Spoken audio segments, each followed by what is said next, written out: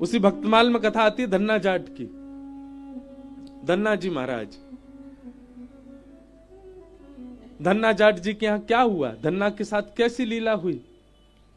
एक संत सेवा करते थे शालिग्राम भगवान की, और धन्ना जी बैठ करके देखते थे। उनके मन में आयो कि मैं भी सेवा करूं। अच्छा एक बात और, अगर मेरे मुंह बार बार ब्रजभाषा निकले तो क्षमा करियो, ये हमारी मातृभूमि है, यहाँ तो ब्रजभाषा में ही कथा होएगी। तो जिनको समझ आए अच्छी बात, नहीं समझ आए फिर भी मूड हिलाते रहिए। तो चैतन्य पर चर्चा कर रहे हैं। धन्ना जाट जी के मन में आई, छोटे से बालक हैं धन्ना, संत कुछ दिन उनके यहां रहे, रोज सेवा करते। बच्चों का स्वभाव होता है, दादी दादा नानी नाना या घर में कोई संत आ जाए और उनकी सेवा देख लें तो बच्चों का बड़ा मन लगता है उसमें। तो धन्ना जी बैठते थे, रोज देखते थे सेवा। एक समय आया, संत का वापस जाने का समय आया, तो धन्ना जी रोने लगे।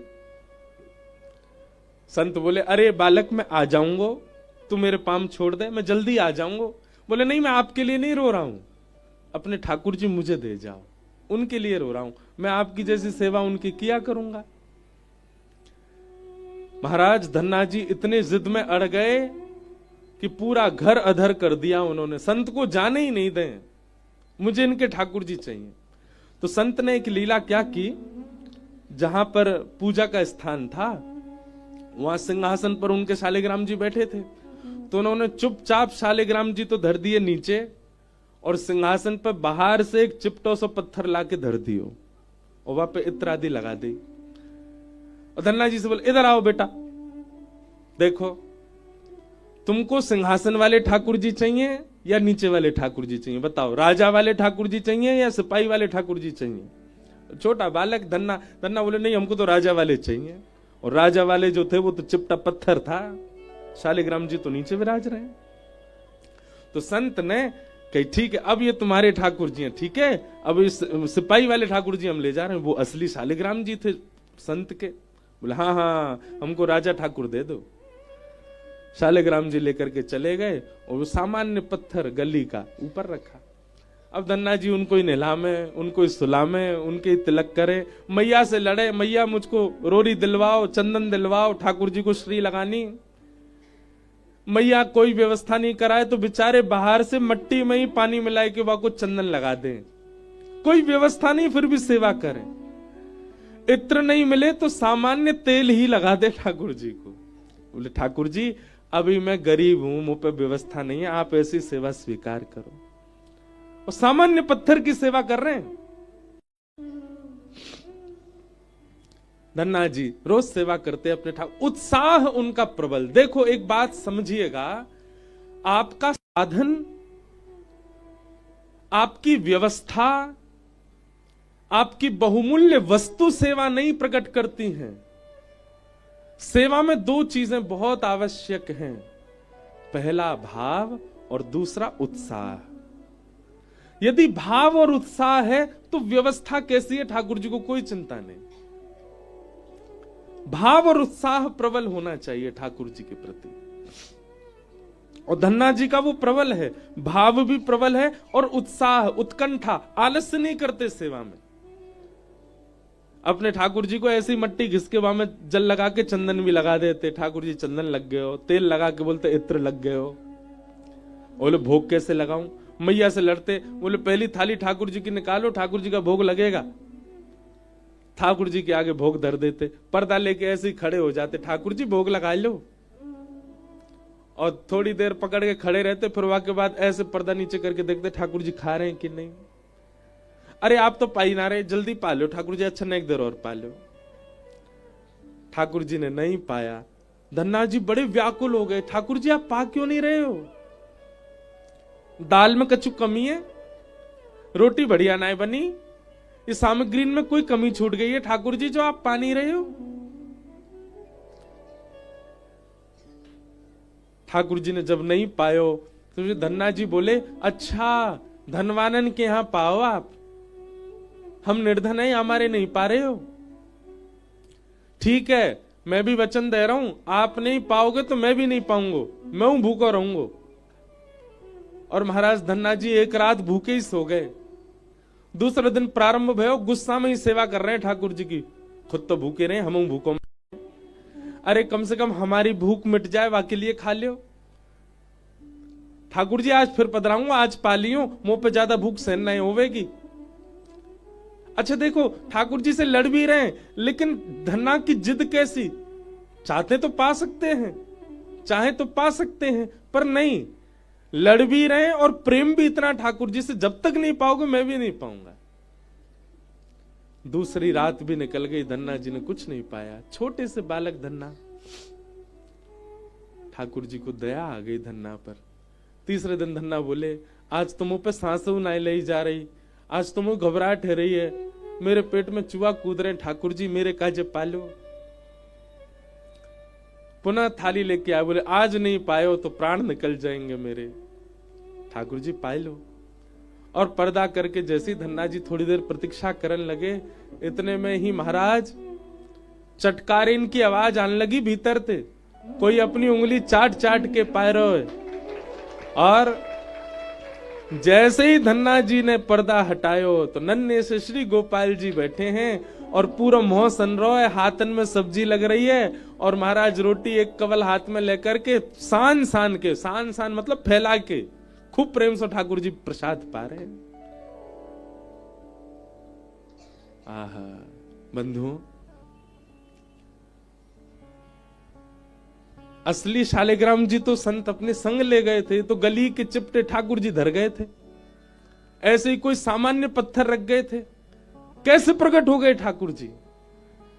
ठाकुर जी का अस्तित्व किसी विशेष धातु में नहीं होता है, आपके भाव में होता है। आप चैतन्य भाव रखिए तो सही, जिसके प्रति आप चैतन्य भाव रखेंगे ठाकुर जी वहीं प्रकट हो जाएंगे, वहीं से आपकी सेवा स्वीकार करेंगे। और क्षमा कीजिएगा, कितनी भी महंगी, कितनी भी बहुमूल्य और कितने भी बढ़िया कारीगर से आप धातु में ठाकुर जी का निर्माण करवा लो, भाव नहीं है तो वो सदा धातु ही रहेंगे। हमारे पूज्य पिताजी महाराज बड़ी सुंदर धुन में गाते हैं, भाव के वश में है भगवान, भाव के वश में है भगवान। भाव नहीं तो हर मंदिर में, भाव नहीं तो हर मंदिर में दीखत बस पाषाण। भाव होए तो जित देखूं तित प्रगट होए घनश्याम। भाव के वश में है भगवान, भाव के वश में है। ठाकुर जी प्रकट हो गए धन्ना के लिए और प्रेम से पाने लगे। कुछ दिन बाद धन्ना जी बड़े हो गए, ठाकुर जी को अपने गोजा बोलते हैं जेब को, जेब में धर के ले जाते गैया चरावे के लिए। और घर से गांव से थोड़ी दूर जाते ठाकुर जी प्रत्यक्ष प्रकट हो जाते और धन्ना के गले में गलवैया डाल करके गैया चराने जाते थे। ऐसी धन्ना की भक्ति। कुछ साल बाद उन संत का वापस आगमन हुआ धन्ना जी के यहां। धन्ना जी के यहां आगमन हुआ। धन्ना जी के पिताजी ने कही, धन्ना आज गैया चरावे मत जाइयो, आज गैयाओं को यहीं चरा ले। बोले काहे को? आज गुरुजी आ रहे हैं, बचपन में आए थे याद है, जाने तो ठाकुर जी दिए। ओहो मेरे गुरुजी आ रहे हैं। नहीं ठाकुर जी गैया चरा लाएंगे, मैं घर पर रहूंगा। घर वाले बोले जन कहा बात बना रहा है, ठाकुर जी गैया चराएंगे। धन्ना जी थोड़ी दूर गए और अपनी जेब से ठाकुर जी निकाले। ठाकुर जी प्रकट है गए। ठाकुर जी आज गैया आप ही चराया हो, मेरे गुरुजी आ रहे हैं, मैं उनकी सेवा करूंगा। ठाकुर जी गैया चराने चले गए, धन्ना अपने घर चलोगो। और यहां गुरुजी आए, पैर धोए, माला पहनाई, दक्षिणा रखी, चंदन लगायो। अरे वाह लाला तू तो बड़ा है गयो धन्ना। अरे गुरुजी सब आपकी कृपा। और सेवा पूजा चल रही है कि नहीं? हाँ ठाकुर जी की खूब बढ़िया सेवा चल रही है। नवाए धुवाए के, तिलक फोटा लगाए करके, बढ़िया प्रसाद पवाए के भेज दियो। ठाकुर जी गैया चरावे गए हैं अभी। गुरुजी बोले हैं गैया चरावे गए मतलब हाँ वो प्रकट है जाए सबके आगे ना आमे, मैं गले में गलवैया डाल गैया चरावे जावे, आज आप आ रहे हमारे अकेले ठाकुर जी गए गैया चरावे। गुरुजी बोले क्या पागलपनों जैसी बात करते? बोले नहीं गुरुजी, आप जो देकर के गए उन्हीं की कृपा है, उन्हीं की सेवा करी। पूरी बात बताई धन्ना ने, कैसे चटकारे लेके ठाकुर जी पाते हैं, कैसे गले में गलवैया डालते हैं, कैसे गोद में बैठ जाते हैं, कैसे बतियाते हैं। गुरुजी को विश्वास नहीं होता। गौधूली बेला हुई, शाम का समय हुआ। धन्ना बोलो आपको भरोसा नहीं है ना, आओ मेरे संग, गांव तक दूर चलो मैं दिखाऊं। और गुरुजी को हाथ पकड़ करके लेके गए धन्ना जी। तभी क्या देखा, धन्ना जी की गाय आ रही हैं और उन गायन को हाँकते हुए श्याम सुंदर आ रहे हैं। त्रिभंग लली मनोहर पीतांबरी पहनी है, ठाकुर जी के मधुर अलकावली हैं। तम गो रजत छुरित कुंतल वद्दवरह, वन्य प्रसून रुचिरे क्षण चारुहासम। गैयाओं की रज उड़ उड़ करके श्री अंग पर लग रही है ठाकुर जी के। ऐसी छवि का दर्शन करके गुरु जी तो वहीं मूर्छित हो गए। होश में जब आए, धन्ना को हृदय से लगा लिया और हृदय से लगा करके बोले धन्ना, जीवन पर्यंत सांचे शालिग्राम भगवान की सेवा करी पर कभी प्रकट नहीं भय। मैं तो को गली को एक सामान्य चिपटा पत्थर दे गए, तेने वहां से ठाकुर जी प्रकट कर दिए। धन्य है तेरी भक्ति। इसी भाव से ही भागवत जी का महात्मा का प्रारंभ है कि परमात्मा सत्य है, पर उनके प्रति आप जड़ बुद्धि मत रखो, उनके प्रति आप चैतन्य बुद्धि रखो, उनके प्रति आप चैतन्य भाव रखो।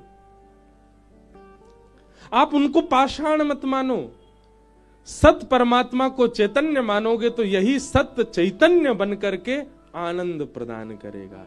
सच्चिदानंद रूपाय। अनेक अर्थ हैं इस भाव के, पर एक अर्थ ऐसा भी,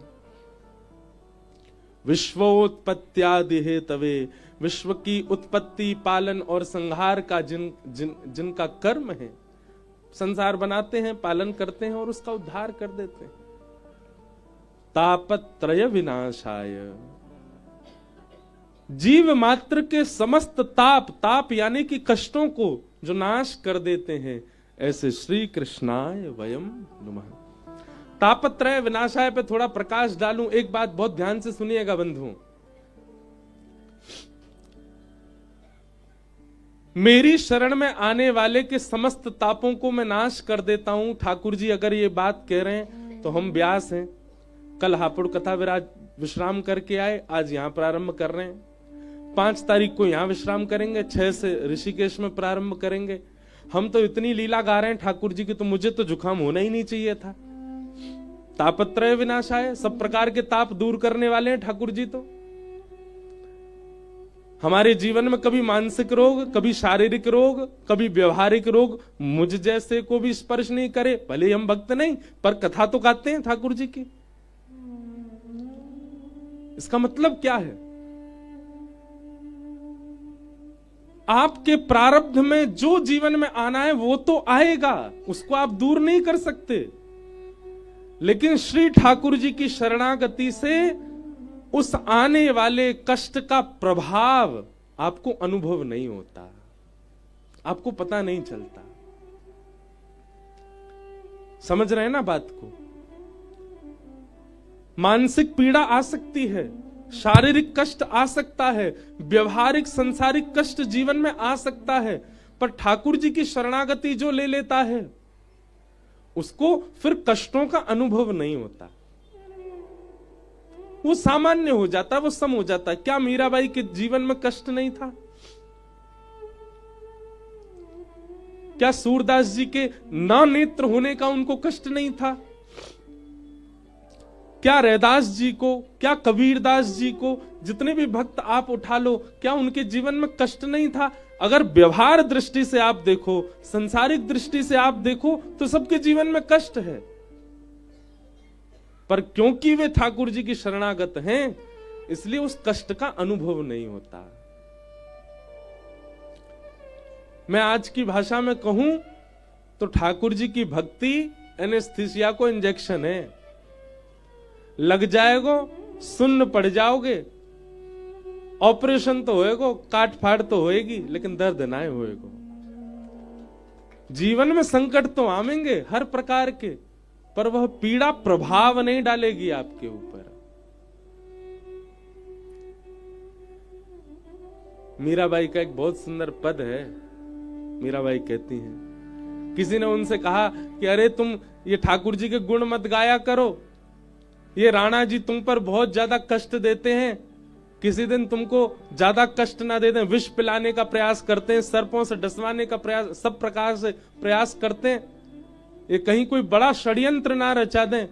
तुम ठाकुर जी को भजना छोड़ दो मीरा, और कम से कम भजो तो एकांत में भजो, उनके सामने मत भजा करो। मीराबाई कहती है, मैं तो गोविंद रा गुण गासूं,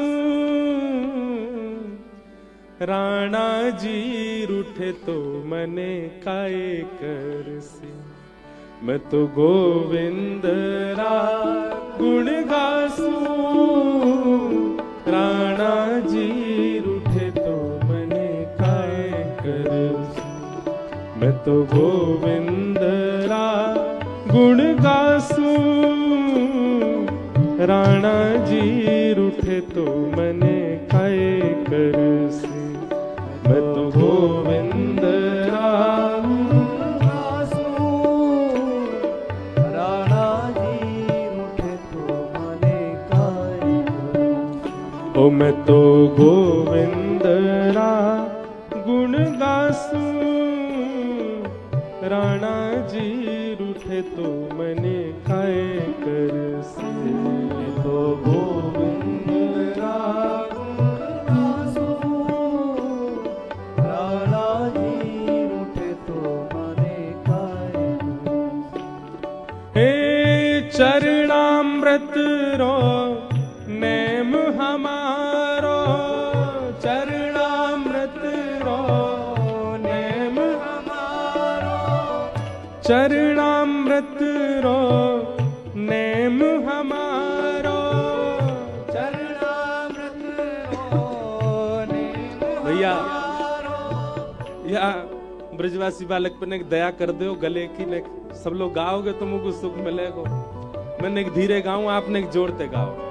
चरणामृत रो नेम हमारो, चरणामृत को नेम हमारो, चरणामृत रो नेम हमारो, चरणामृत रो नेम हमारो। मैं तो नित उठ दर्शन जासूं, राणा जी रूठे तो मने काए करसी। मैं तो नित उठ दर्शन जासूं, राणा जी रूठे तो मने काए करसी। ओ मैं तो गोविंद रा गुण गासूं, राणा जी रूठे तो मने काए करसी। तो गोविंद रा गुण गासूं, राणा जी रूठे तो। श्री राधा रमण लाल की।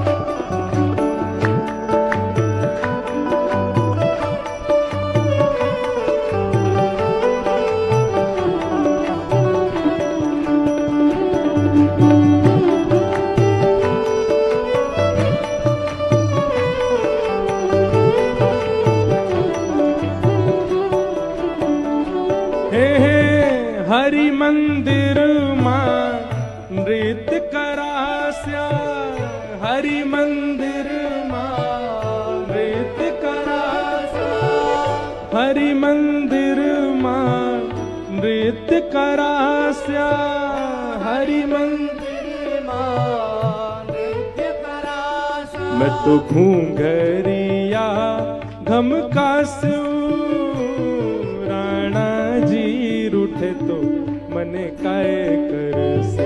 मैं तो घूंघरिया घम का स्यू, राणा जी रूठे तो मने। अरे इसे कहते हैं तापत्रय विनाशाय। हमसे कोई कह दे तुम ऐसा नहीं कर सकते ठाकुर जी की सेवा में, जैसे बुरा नहीं मानना, कई भक्त पति होते हैं तो उनकी पत्नी आंख दिखाती है, नहीं रखोगे एकादशी का व्रत, कल हमारे बच्चे का जन्मदिन है, बेचारा डर के मारे नहीं रखता। कई पति लोग भी पत्नी को डांट देते, नहीं जाना वृंदावन, बेचारी चुपचाप बैठ जाती कोने में।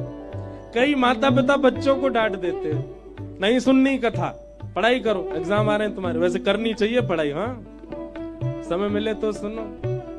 पर ये सारे तो एक व्यवहारिक कष्ट मैंने बताए, लेकिन संसार कई कष्ट हमको देता, उन कष्टों के कारण हम ठाकुर जी के भाव को पीछे छोड़ देते। मीराबाई कहती है कष्ट प्रधान नहीं है, भाव प्रधान है, हमारी सेवा प्रधान है। अरे कष्ट आवे हम उसको प्रधानता क्यों दें? हमारी क्या स्वभाव बन गया, कष्ट जीवन में आया हम आसन कुर्सी लगा के उसको पहले बैठाते हैं, प्रायोरिटी उसको देते हैं। जैसे फ्लाइट में जाना हो, बिजनेस क्लास वाले को प्रायोरिटी मिलती है, हाँ? हमने बिजनेस क्लास दे रखी है कष्टों को, जबकि उसकी होनी चाहिए इकोनॉमी, नहीं जनरल में जाना चाहिए उसको, तो पीछे पड़ा रहे। लेकिन हम उसको इतनी फर्स्ट प्रायोरिटी देते हैं, हमारे जीवन में चाहे कुछ चल रहा हो लेकिन कष्ट आ जाए तो हम सबसे पहले उसको स्वीकार करते हैं, ओहो ये आ गया, अब सब काम बाद में, ये पहले। लेकिन भक्त का ये स्वभाव नहीं है। भक्त का स्वभाव क्या है? पहले ठाकुर जी। कष्ट आया है, चाहे शारीरिक कष्ट है, मानसिक कष्ट है, विचार का कष्ट है, भाव का कष्ट, सब पीछे देखेंगे, पहले ठाकुर जी को देखेंगे। मीराबाई कहती है मैं तो मंदिर में नाचूंगी, और नाचूंगी नहीं, घूमर करूंगी ठाकुर जी के आगे। राणा जी रूठे तो मने काय कर से, मैं तो गोविंद राम गासूं, राणा जी रूठे तो मने काय कर। हे राम नाम झाज चला स्या, राम नाम झाज चला स्या। एक आपको बड़ी गोपनीय बात बताएं, मीराबाई के हृदय के ठाकुर कौन है? श्री गिरधर गोपाल। मीराबाई सेवा किनकी करती है? श्याम सुंदर की। पर मीराबाई का नाम जप क्या है पता है? राम। मीराबाई राम राम राम राम जपती हैं, सेवा ठाकुर जी की करती हैं। ऐसे हमारे श्री कोकिल साईं, आप कोकिल श्री जानकी जी के हैं, आप मानसी में दर्शन श्री राघव जी का और श्री किशोरी जी का करते हैं, पर धाम चुनो टेढ़ी टांग वाले को धाम। और मैंने तो सुना है, साईं से सुना है, क्या कि साईं की बड़ी रति तो बरसाने में थी, हमारी श्री जी के चरणन में थी। बरसाना बहुत प्रिय था साईं को। कई लोग कहते हैं हम राम नाम जपते हैं पर हमको ठाकुर जी क्यों दिखने लग जाते हैं? अरे भाई इसमें डरने वाली क्या बात है? विपरीत विरोधाभास का प्रेम अति प्रगाढ़ होता है। राम का मतलब क्या? हमारे ब्रज के एक संत कहते हैं, उनसे कोई कहता जाके राम राम, डंडा लेके भागते पीछे। कोई कहता जय श्री कृष्ण, डंडा लेके भागते पीछे। हाँ, उनसे कोई कहता राधे राधे तो डंडा लेके भागते। कोई कहता जय श्री कृष्ण, डंडा लेके भागते। क्या कहते? राम राम बोलो, राम राम। बोले राम क्यों बोले? बोले राम बोलने से 3 काम होंगे। बोले क्या? पहला तो राम जी को स्मरण है जाएगा, और दूसरा र से राधा, मां से माधव को स्मरण है जाएगा, 3 उनको स्मरण है जाएगा। तो मीराबाई की ठाकुर जी गिरधर लाल हैं, पर उनके हृदय में और वाणी पर सदा विराजने वाला राम नाम था। राम नाम राज चला स्या, राम नाम राज चला स्या, राम नाम राज चला स्या, राम नाम राज चला स्या। हे राम नाम चला श्याम, राम नाम राज चला श्याम। मैं तो भव सागर तर जासू, राणा जी रूठे तो मने काय करसू। मैं तो भव सागर तर जासू, राणा जी रूठे तो मने का भाव से हे मैं तो गोविंद रा गुण गासू, राणा जी रूठे तो मने काय करसू। मैं तो गोविंद रा गुण गासू, राणा जी रूठे तो मने काय करूं। हे मीरा के प्रभु गिरधर नागर, मीरा के प्रभु गिरधर नागर, मीरा के प्रभु गिरधर नागर, मीरा के प्रभु गिरधर नागर। हे प्रभु गिरधर ओ नागर, प्रभु गिरधर नागर, प्रभु नटवर नागर, मीरा के प्रभु गिरधर नागर।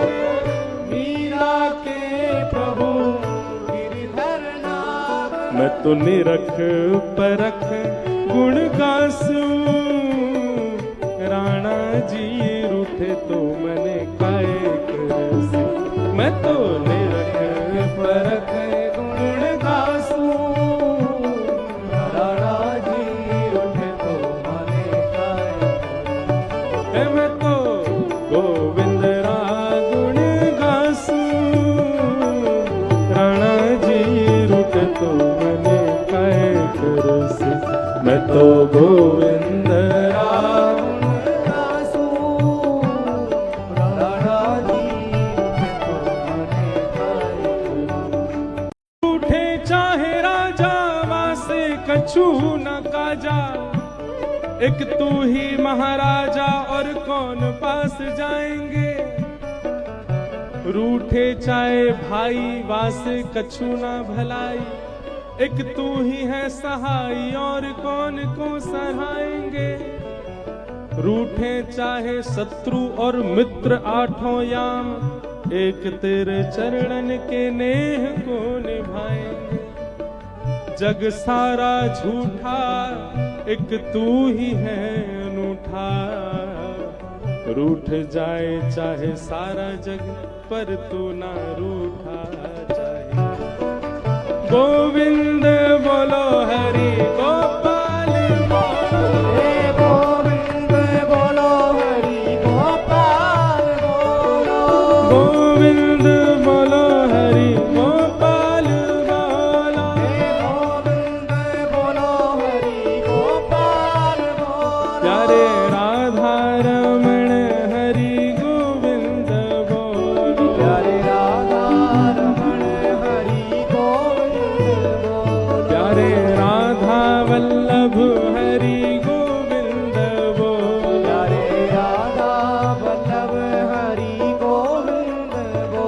हे हरि गोविंद बोलो गोपाल बोलो। हे हरि गोविंद बोलो गोपाल बोलो। हे हरि गोविंद बोलो गोपाल बोलो। हे गोविंद बोलो गोपाल हे बोलो। हरि गोविंद बोलो गोपाल बोलो। गोविंद बोलो गोपाल बोलो। तापत्रय विनाशाय श्री कृष्णाय वयम नमः। जो तीन प्रकार के ताप, आदि दैविक, आदि भौतिक और आध्यात्मिक ताप, ताप यानी कि कष्ट, उनको जो दूर कर देते हैं, दूर कर देते हैं मतलब उनका अनुभव समाप्त कर देते हैं। वो आएंगे जीवन में पर उनका आभास नहीं होगा।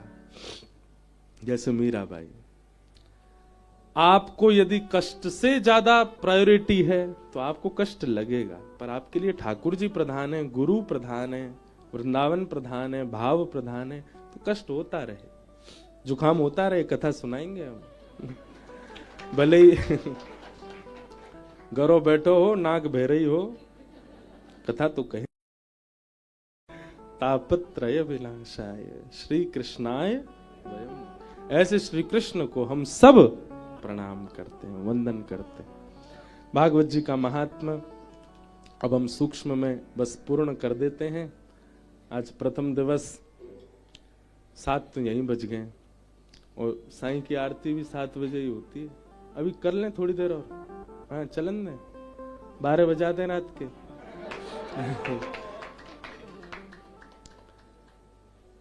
तो महात्मा का मतलब क्या होता है? महत्व।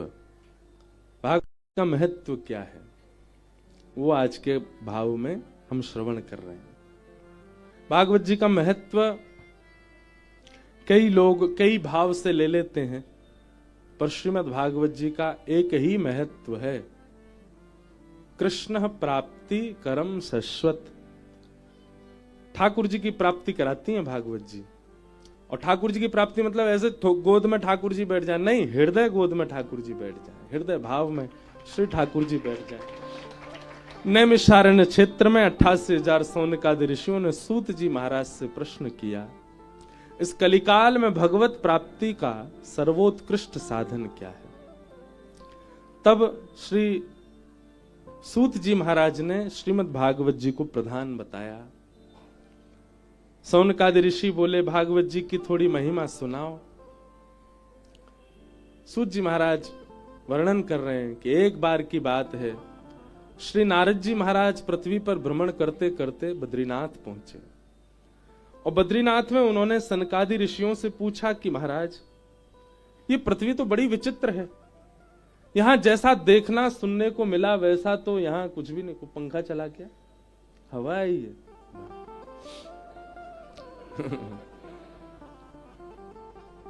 श्री जी चला रही हैं। तो पीछे वाले ने तो न को उजाड़ो ना लग रो, ऐसे बैठे पूरे पंखा चला के। एसी लगवा दें कल। कल से तो कथा भी दोपहर में है, 3 बजे ही होगी तो है सके यू चले। लेकिन अच्छा है आप लोग विराजो भाव से। तो अच्छा देखा, बद्रीनाथ का नाम लेते ही ब्यार चली। ऐसा हमने भक्त चरित्र में पढ़ा है। श्री रैदास जी महाराज जब अपने ठाकुर जी की सेवा करते थे तो रैदास जी का ऐसा भाव था कि अब ठाकुर जी को लेके कहां कहां जाऊं, तो उन्होंने अपनी कुटिया में ही कौनेन के नाम धर दिए। जे कोनो का है, बोले ये रामेश्वरम, जे कोनो जे अयोध्या, जे बद्रीनाथ, और जे रामेश्वर, ये रंगनाथ, ये जगन्नाथपुरी, जहां रसोई बनाते वहां को नाम रख दे जगन्नाथ, और खिड़की जहां से नदी के दर्शन होते वहां को नाम धर दियो वृंदावन। अपने ठाकुर जी को रोज सजाते और सजा के कहते, लाल जी बताओ कहां चलोगे, और चौकी उठा के वही कोने में धर देते, लो आज तो रामेश्वरम आ गए। दूसरे दिन चलो लाल जी खर्चा नहीं हो तो नहीं कहू, हम तो मानसी में चले जाते। आहा क्या समुद्र में तरंग उठ रही हैं, महादेव विराज रहे हैं, वेद मंत्र उच्चारण करके श्री सूक्त पुरुष सूक्त का गान सब संतजन कर रहे हैं, सब विप्रजन कर रहे हैं। आहा रुद्राष्ट अध्याय से ठाकुर जी का अभिषेक चल रहा है, भोलेनाथ का, रामेश्वरम का दर्शन हो गया। जय हो ठाकुर जी, चलो वापस अपनी कुटिया चले, उठा के बीच में धर देते। लेकिन उनकी सेवा इतनी प्रधान हो गई थी, जेठ के महीना में भयंकर भीषण गर्मी में, ठाकुर जी बड़ी गर्मी है रही है, आज तो स्नान ध्यान करके बद्रीनाथ चलेंगे। और स्नान ध्यान करा करके श्री ठाकुर जी को श्रृंगार करते, गर्म कपड़ा ही पहनाते, और गर्म कपड़ा पहना के चौकी ने 2-4 बार बीच में घुमा के, और जैसे ही बद्रीनाथ में धरते, जेठ के महीना में उनके गांव में ठंडी हवा चलने लग जाती थी। और सब गांव के लोग सौल कंबल ओढ़ ओढ़ के घूमते, सब कहते जरूर रैदास अपने ठाकुर जी को बद्रीनाथ गो, तभी बद्रीनाथ आगे हो है। उनकी भावना, उनकी सेवा इतनी प्रधान थी कि उनकी भावना से उस स्थान का पर्यावरण परिवर्तित हो जाता था। हमने कही, अब देखो ये हमारी वाणी की योग्यता नहीं, ये तो या आंगन की योग्यता। जैसे ही कही नारद जी पहुंचे बद्रिकाश्रम, ऐसी ठंडी हवा चली, मैं वास्तव में एक तरफ से ठिठर गो पूरा, मैंने कौन ने चलाया पंखा। मानो श्री जी यो कह रही हूं, तू कथा केवल यो समझ के कर रहा हो कि मैं शब्द ब्रह्म को उपासक हूं। वास्तव में ये सब तीर्थ भी यहीं विराजमान है। कथा सुन रहे हैं सब तीर्थ आ रहे हैं, सब वैष्णव आ रहे हैं, सब योगी जन आ रहे हैं, सब आकर के बैठे यहाँ कथा में। ये भीड़ नहीं है, यहाँ ऐसी कितनी भीड़ बैठी है जो हमें दिख ही नहीं रही है, सब विराज रहे हैं। मीराबाई को स्मरण कियो, समझो मीराबाई भी बैठी है। रैदास जी को स्मरण करो, समझो रैदास जी भी बैठे हैं। स्वामी जी को स्मरण होगो, महाप्रभु जी को स्मरण, सब आवेंगे कथा में।